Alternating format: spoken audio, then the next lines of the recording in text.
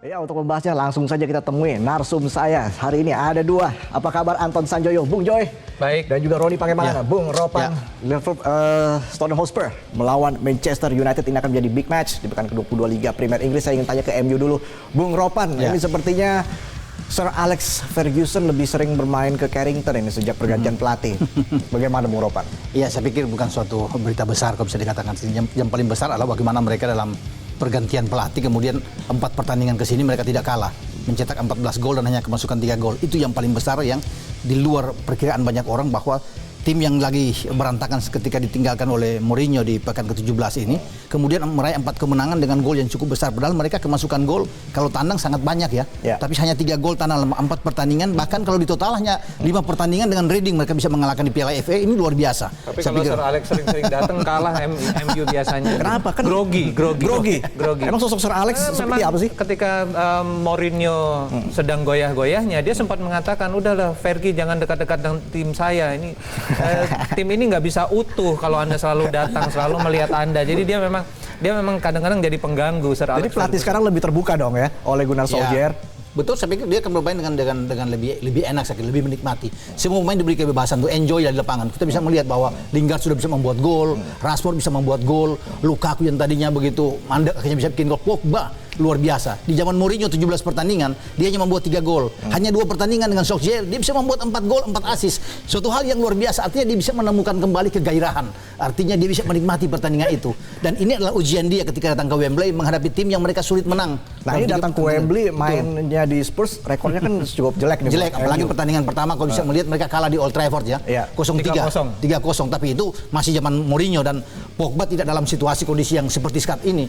Artinya ruang ganti pemain itu lebih bagus sekali dibandingkan dengan kombinasi Solskjaer dan Karic yang ada di situ ya. Artinya dua mantan pemain MU itu mampu menumbuhkan motivasi, rasa percaya diri bagi pemain untuk mereka tampil luar biasa, dan 5 pertandingan terakhir loh di semua ajang mereka tidak kalah. Ini luar biasa, mencetak 16 gol kalau ditambah dengan Reading dan hanya kemasukan 3 gol. Oke, Spurs melawan MU, wasitnya nanti Mike Dean loh. Bung Joy, ini merasa diuntungkan nggak Spurs?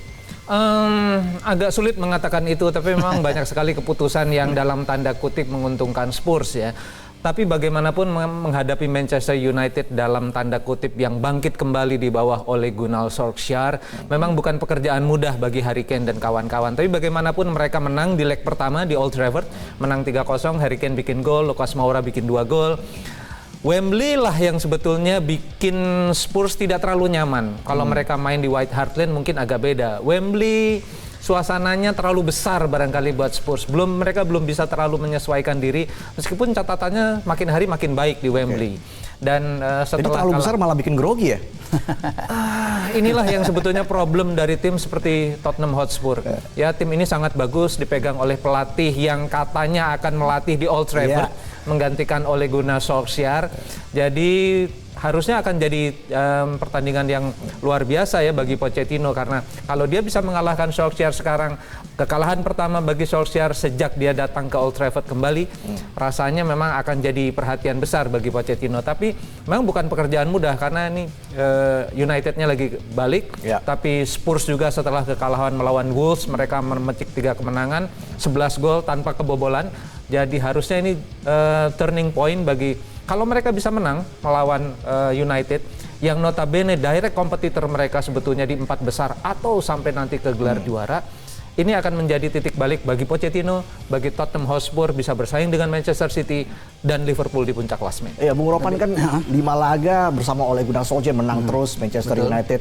Masa dari MU sendiri masih berpikir untuk mengganti sosok seorang Solskjaer sih? Iya, saya pikir memang agak aneh juga walaupun dia belum jadi tetap ya. Kalau dia bisa memenangkan terus, memang akan menjadi tanda tanya. Mungkin supporter sana akan coba untuk mempertahankannya. Mungkin dia tidak sebesar Pochettino, tapi apa juga yang dilakukan oleh Pochettino, ini pelatih muda yang bagus sejak datang dari Soton, tapi dia tidak bisa membawa tim ini juara. Nyaris juara terus. Spurs pemain yang bagus, tim yang bagus, tetapi tidak akan sampai menjadi juara. Saya pikir itu yang dilakukan. Dan saya sependapat dengan Joy, kalau bermain di Wembley terlalu besar. Musim ini mereka 9 pertandingan di Wembley, 3 kali kalah.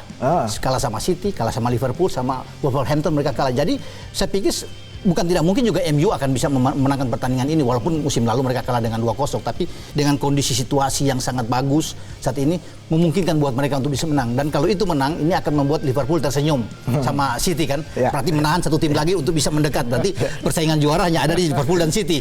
Itu yang diharapkan oleh Klopp tentunya bersama dengan Pep ya. Kalau Spurs bisa menang, ini akan berbahaya buat mengganggu suasana bagi Liverpool dan City tentunya. Iya, Spurs MU ini selisihnya cukup jauh loh, 10 poin. Ini harus mau tidak mau main di kandang sendiri harus poin penuh ini Bung Joy. Betul. Iya, dan bagi United ini secara matematis mereka masih bisa bersaing dengan Liverpool, masih bisa bersaing dengan City, dengan Tottenham Hotspur juga. Tapi memang harus mengharapkan yang lain kalah. Kalau yang lain kalah dalam tanda kutip sekarang adalah Tottenham Hotspur, mereka masih bisa masuk ke 4 besar secara matematis karena apalagi tren mereka sedang naik dan Tottenham Hotspur juga tidak mau kehilangan momentum karena mereka pun sebetulnya masih punya kesempatan besar untuk melampaui Manchester City, melampaui Liverpool. Jadi harusnya ini akan jadi titik balik bagi dua-duanya ya. Dan Pochettino pasti akan berusaha mati-matian karena bagaimanapun dia ingin ke Old Trafford. Dia pelatih yang bagus tapi bersama Tottenham Hotspur seperti Ropan bilang tadi dia susah jadi juara karena memang sourcesnya tidak memungkinkan untuk itu. Attitude-nya Spurs belum sampai ke sana. Nyaris-nyaris juara oke. Mereka bermain bagus, kalau lagi jelek lawan Wolverhampton kelihatan betul ini tim belum terlalu matang. Jadi Pochettino butuh tantangan baru. Old Trafford barangkali sangat menantang. Siapa sih yang nggak mau jadi pelatih di Old Trafford? Ini yang jadi persoalan. Ya, tentunya nanti Ole Gunnar Solskjaer akan tetap bermain dengan menyerang. Itu yang ia bawa, ia usung di 5 pertandingan. Nah, sebelumnya kita akan lihat di sini skemanya kira-kira untuk Spurs lebih dulu. Bagaimana ini untuk mengantisipasi pergerakan pemain-pemain vital dari Manchester United? Iya, selama ada Christian Eriksen, selama ada Harry Kane, Spurs tetap Spurs yang sangat berbahaya. Di belakang ada Wings, ada Dele Alli. Ali kalau bermain dengan 80% saja kemampuannya, ini akan sangat berbahaya. Tapi memang pemain ini kalau lagi bagus sangat berbahaya, tapi dia biasanya average, rata-rata air saja. Jadi kurang mendukung tim dan ini yang agak sulit.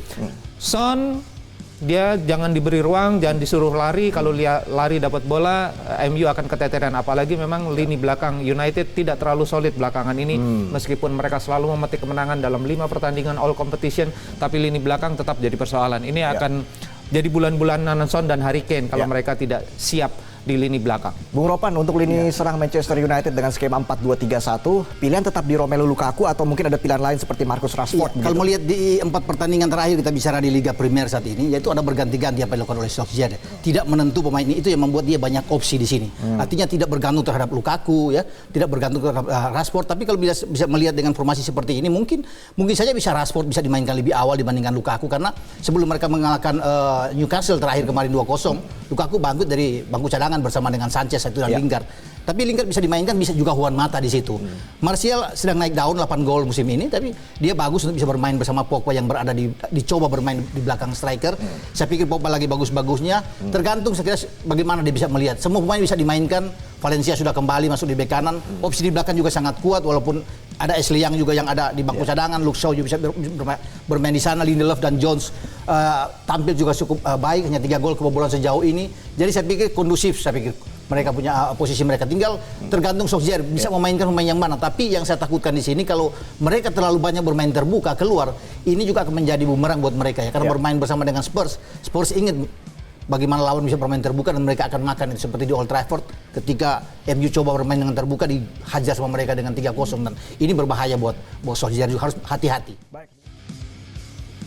Ya, masih bersama dengan Bung Joy dan juga Bung Ropan. Di sini kita masih membahas Tottenham Hotspur menghadapi Manchester United. Tadi saya setuju dengan kata Bung Ropan, Pogba memang lagi bagus-bagusnya, lagi on fire. Spurs harus bisa antisipasi ini. Kira-kira siapa sosok yang harus mengawal Pogba? Tidak ada satu pemain yang bisa mengawal Pogba secara utuh sebetulnya. Ini pemain memang luar biasa, harus diakui. Dia bisa bermain di posisi nomor punggung 6, dia bisa bermain di nomor punggung 8, dia bisa bermain di nomor punggung 10. Tapi kalau dia dikasih nomor punggung 10 artinya tepat di belakang striker, memang pemain ini akan sangat fokus kepada serangan, sehingga kemudian persoalannya bagi Tottenham Hotspur adalah siapa yang akan membuat dia tidak ngoper bola kepada siapa saja di depan. Apakah itu Lingard, apakah itu Lukaku, apakah itu Rashford. Jangan pernah Pogba kasih bola atau jangan pernah dia masuk ke kotak penalti karena bahaya sekali. Ini juga sebetulnya yang harus jadi dalam tanda kutip PR besar bagi Solskjaer, karena Spurs punya Dele Alli, Spurs punya Son, Spurs punya Christian Eriksen yang bukan saja bisa mencetak gol dari luar kotak penalti, tapi passingnya juga luar biasa. Jadi kalau